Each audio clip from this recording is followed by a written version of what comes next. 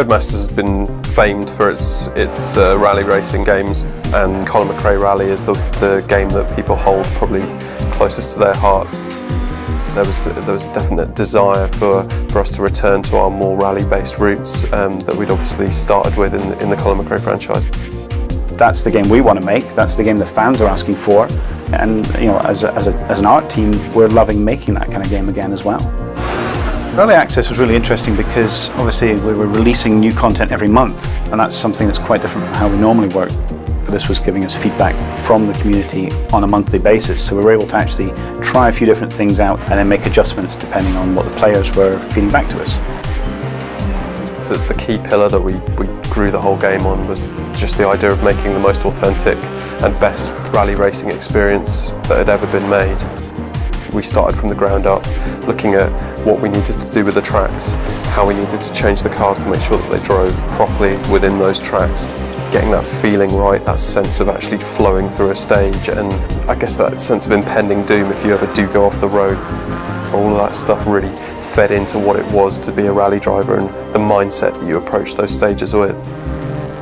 We wanted to find some of the best roads in the world of rally. We ended up with this huge variety of road and challenge. So as you move from location to location, you really feel the difference. The team go out to the locations sometimes 3 or 4 years in advance. The idea of actually being able to smell what the atmosphere is like there, being able to see the dust blowing over, gives them a much better perspective of what the environment should feel like when they get it into the game. I think you can tell that when you're playing the game that these aren't made up, these aren't lines which are just drawn for fun or gameplay purposes. We've gone the extra step to make those roads authentic to as they are in real life. These stages are much longer than anything that's been in DiRT before. I think that really helps to make it feel like you're on a journey through an environment, much like a real rally driver would be, and you really feel like you've achieved something when you reach the finish line at the end.